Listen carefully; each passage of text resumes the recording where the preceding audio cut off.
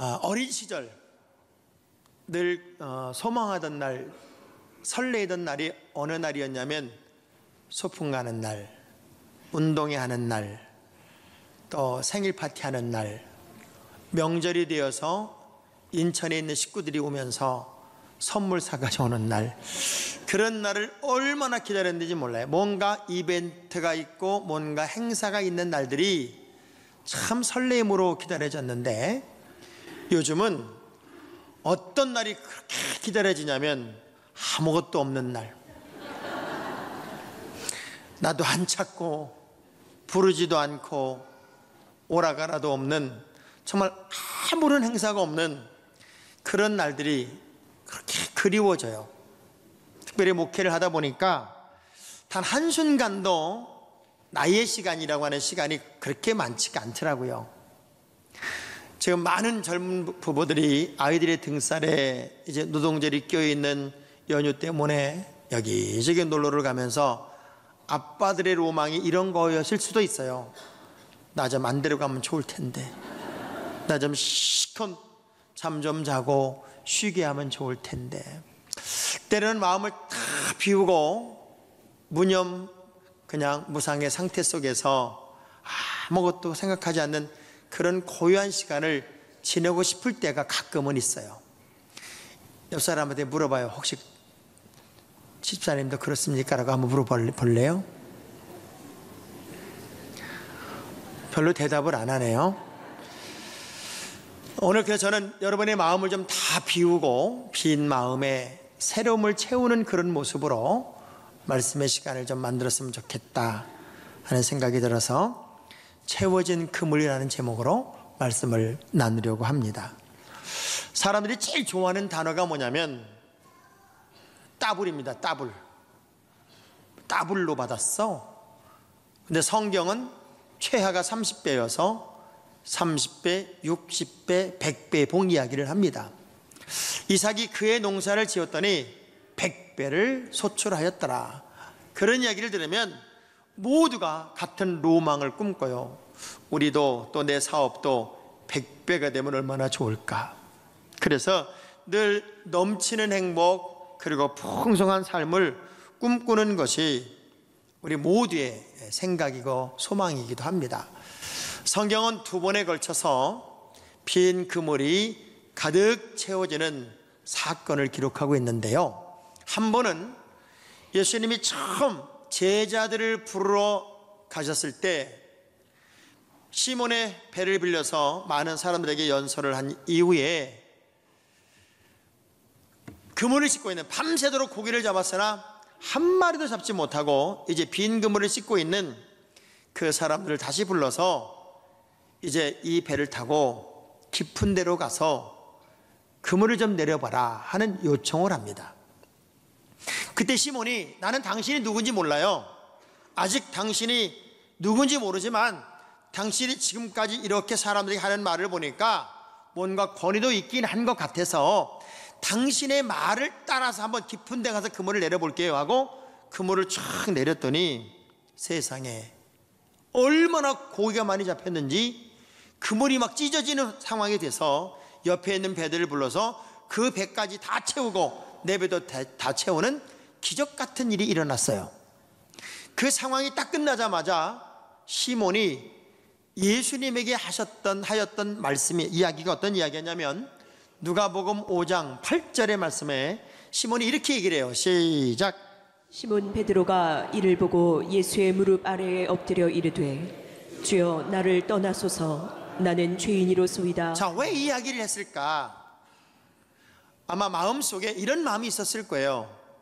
진짜 지금 우리가 일 다 끝내고 그물 씻고 있고 피곤해 죽겠는데 저 사람 말을 안 들으면 수많은 군중들 속에서 굉장히 불경한 모습처럼 느껴졌던 베드로가 하려니까 하긴 하는데 안 걸리기만 해봐라. 아주 그냥 하나도 물고기가 안 들어오기만 해봐라. 모든 책임을 당신에게 떠넘길 거고 내가 이 화풀이 한번 다 해버리라. 아마 그런 마음도 내면 속에 있었던 것 같아요. 그래서 그런 분노의 마음을 가지고 당신이 하라고 하니까 하긴 하는데, 그런 마음으로 그물을 내렸는데 상상할 수 없는 그물에 물고기가 잡히니 미안한 거예요. 마음속으로 너무 송구한 마음이 있어요. 그래서 나는 죄인입니다. 그 나를 떠나주세요 라는 얘기를 해요. 우리가 때때로 하는 큰 실수 중에 하나가 뭐냐면 할 만큼 해봤다는 거예요. 그리고 내가 노력할 만큼 노력했고, 그리고 할 만큼 해봤다고 하는 것들 때문에 우리가 섣부른 결론을 내리고, 그리고 또 다른 시도를 하지 않으려고 하는 그런 성향을, 부정적 성향을 가끔은 보이기도 하지요. 또 하나의 사건이 예수님이 부활하신 이후에 제자들에게 나타났어요. 그리고 제자들에게 나타나는 세 번째 사건에서 어부들 출신 제자들을 데리고 다시 고기 잡으러 갔던 베드로를 찾아가서 아침에 고기 한 마리 못 잡고 무트로 들어오는 이제 그 제자들에게 이런 질문을 던져요. 배에 고기 좀 있어요? 그랬더니 하나도 없습니다. 그러면 그 자리에서 오른편에 그물 한번 내려보시지. 그물을 내렸더니 얼마나 고기가 많이 들어왔는지 들 수가 없어서 들지를 못하고 배로 질질 끌고 오는 상황이 만들어져요. 두 사건 모두가 한밤중 빈 그물질을 밤에 맞도록 한 사람들, 그리고 아침이 되어 탈진이 되고 지쳐있는 상황 속에서 예수를 만나게 되고 예수 그리스도와 함께하는 동안 그 빈 그물이 가득 채워지는 그물의 이야기예요.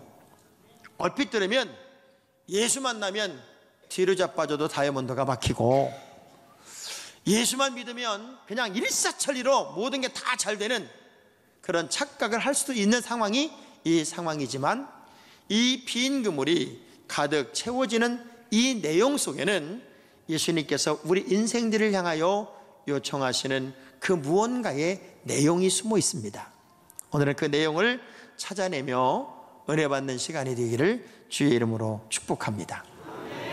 두 사건 모두 어떤 상황이냐면 말씀을 따라야만 됐던 상황이었어요.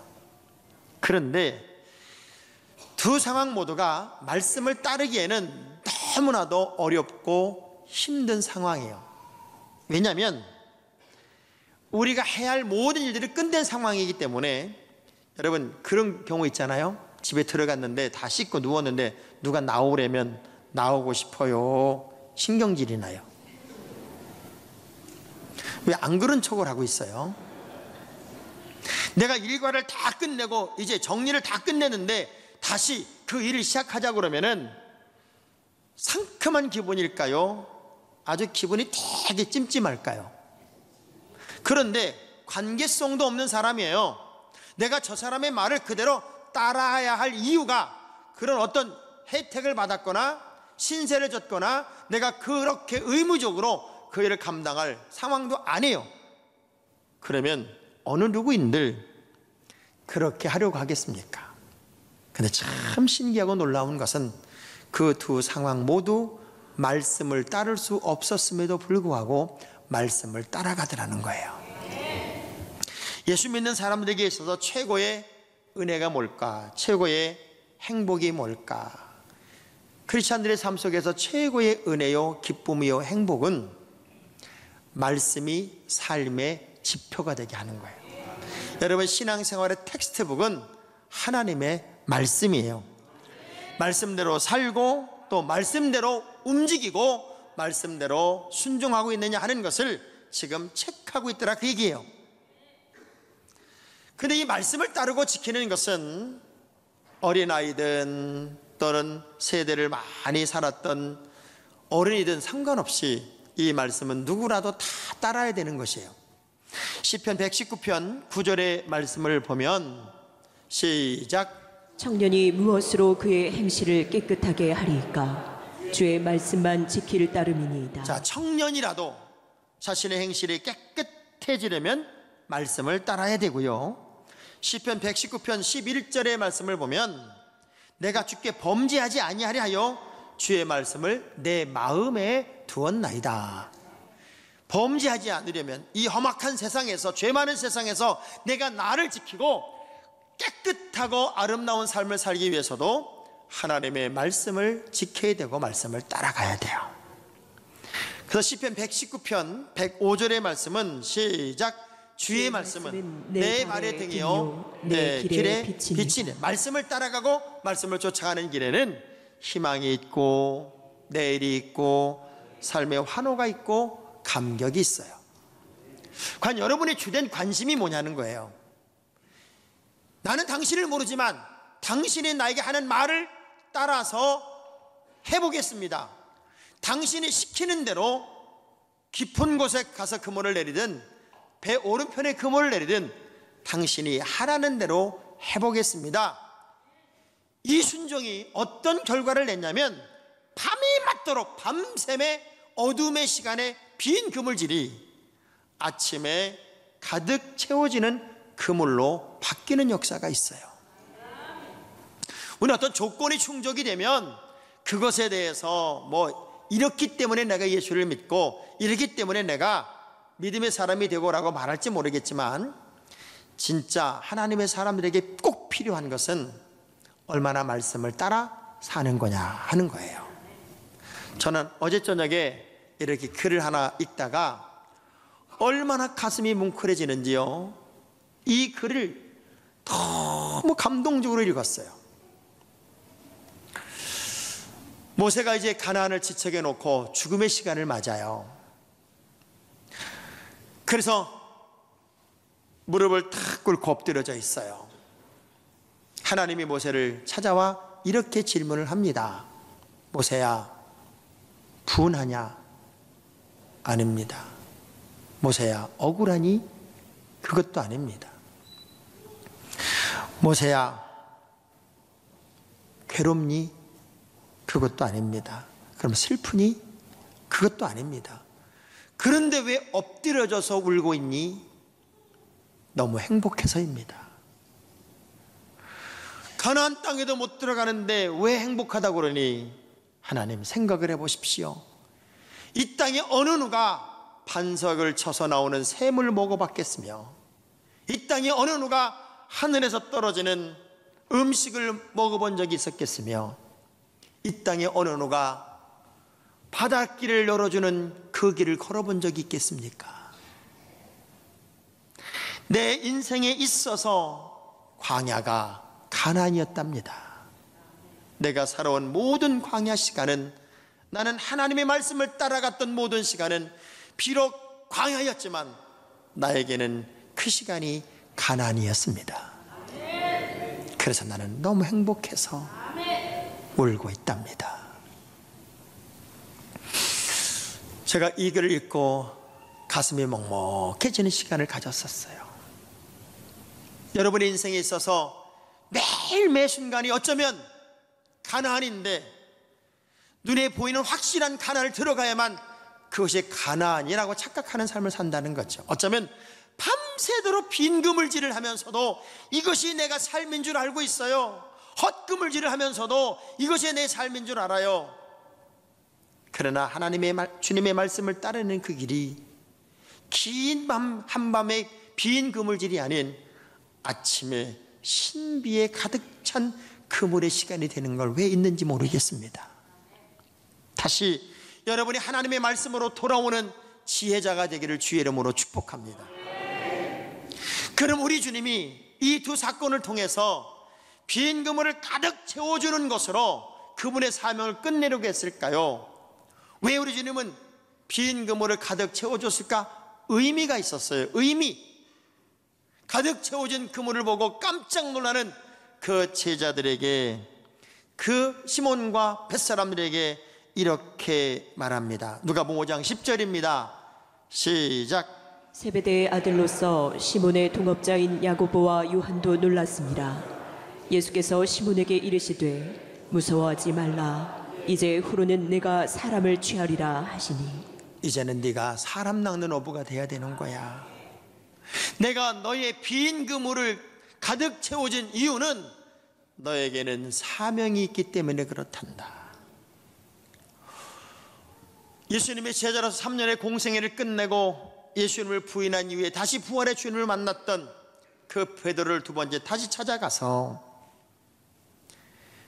그에게 빈 그물을 가득 채워진 이후에 함께 음식을 떼며 이렇게 말하지요.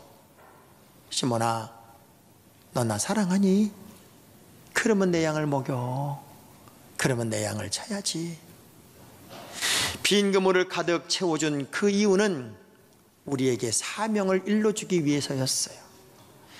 여러분이 살아가다 보면 탈진하고 지치고 뭔가 밤이 맞도록 그물질을 해도 안 된 빈 그물의 삶을 여전히 살고 있다면 한 번쯤 눈을 돌려서 내가 과연 하나님께서 내게 주신 사명에 깊이 관심을 기울이고 있는가, 아니면 사명을 떠나가고 있는가를 한 번쯤 생각해 보는 시간을 갖게 되기를 주의 이름으로 축복합니다. 저는 성경 말씀 중에 가장 무서운 말씀을 늘 이렇게 말해요. 갈라디아 6장 7절의 말씀은 이 지구상에 나오는 어떤 성경 말씀보다 세고 무섭고 강력한 말씀이다. 시작. 스스로 속이지 말라. 하나님은 없음여김을 받지 아니하시나니 사람이 무엇으로 심든지 그대로. 저는 가장 무서운 말씀을 이 말씀이라고 생각을 해요. 심은 것을 거두는 거다. 내가 심은 것을 거두기 때문에 우리 믿음의 사람들은 잘 심어야 된다. 하나님의 사람들에게 주신 최고의 은혜는 구원이지만 그 구원의 감격을 통해서 우리에게 요청하는 하나님의 요청이 있다면 그 요청은 사명자가 되라는 거예요. 하나님의 일꾼이 되라는 거예요. 우리를 부르신 목적이 있어요. 우리를 구원하신 목적이 있어요. 우리 위해 십자가를 지신 목적이 있어요. 그 목적이 뭘까요? 이사야 43장 7절의 말씀은 우리 주님의 목적이 여기 있음을 설명했어요. 크게 봅니다. 시작. 내 이름으로 불려지는 모든 자 곧 내가 내 영광을 위하여 창조한 자를 오게 하라. 그를 내가 지었고 그를 내가 만들었느니라. 하나님이 창조하고 하나님이 만든 모든 영혼들을 다 내게로 오게 하자는 거예요. 우리는 땅끝까지 이르러 복음의 증인되는 사명이 있고 모든 족속으로 제자를 삼는 사명이 있고 한 영혼 지옥 보내지 않는 사명이 있고 여러분의 가족을 지옥 보내지 말아야 할 사명이 있고 우리는 주님의 영광을 위해 살아야 할 사명이 있어요. 이 사명을 재확인시키기 위해, 그 사명을 다시 주시기 위해 빈 그물을 가득 채워주더라고요. 전 여러분의 삶 속에 지금 헐떡거리는 빈 그물의 시간을 살아가고 있다면, 그 한밤의 고통스러운 빈 그물질을 계속하고 있다면 다시금 사명에 집중해 보시기를 바랍니다. 일베배가 마치고 나니까 우리 집사님 중에 한 분이 이렇게 말씀하세요. 목사님, 제 얘기네요. 제 얘기. 오늘 목사님 일부 설교 말씀이 다 제 얘기예요. 나는 빈 그물질을 여전히 하고 있어요. 여전히 먹고 살기 위해 몸부림치고 있어요. 그런데 여전히 채워지지가 않아요. 내가 놓치고 있는 게 있었네요. 내가 잊고 있는 게 있었네요. 내가 지금 제자를 찾지 못하고 있는 게 있었네요. 네가 나를 사랑한다면 내 양을 먹여라. 너 이제는 고기만 잡는 어부 되지 말고 사람 낚는 어부가 돼야지.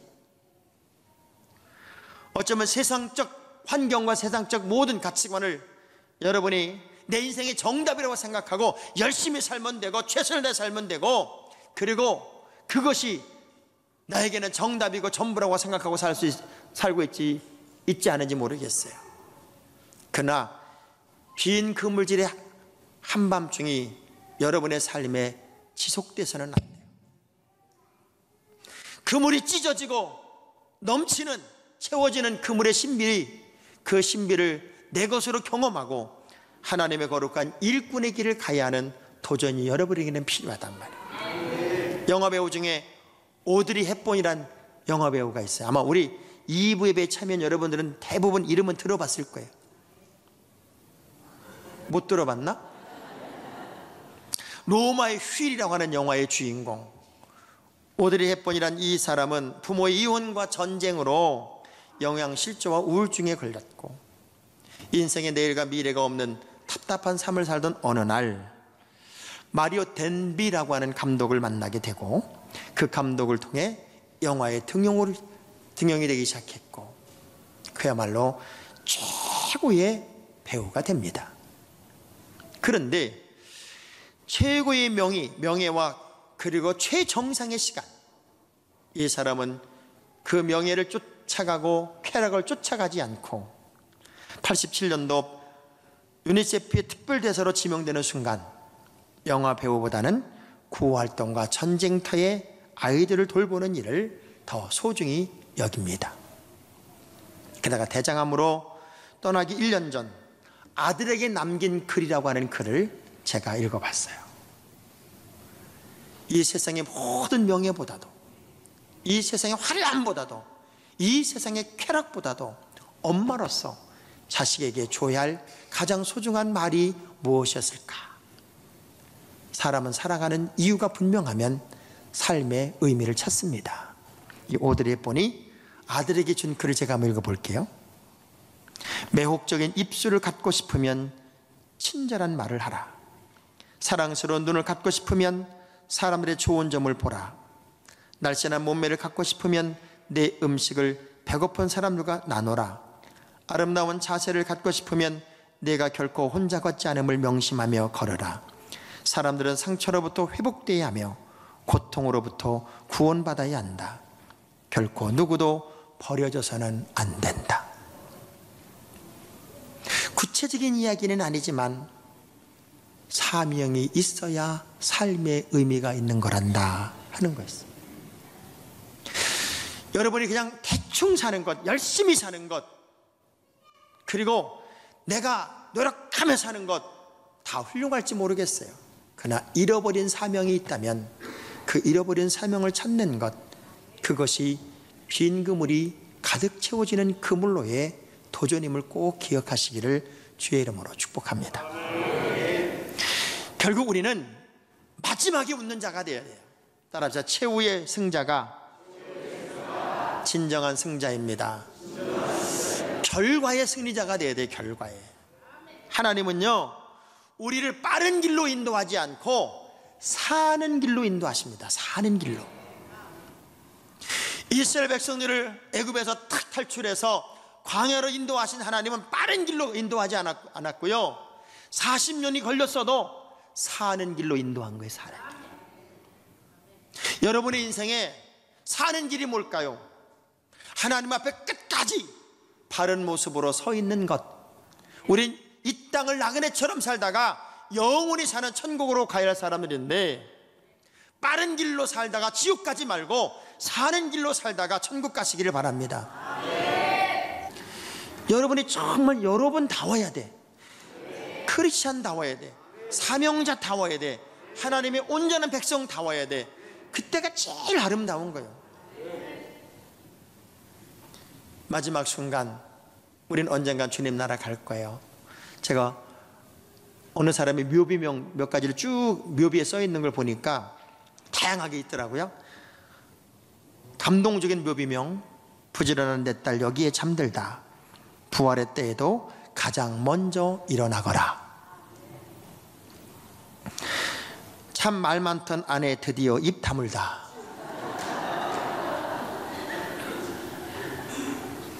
사랑하는 아내 여기에 잠들다. 제발 내 아내를 깨우지 말아다오.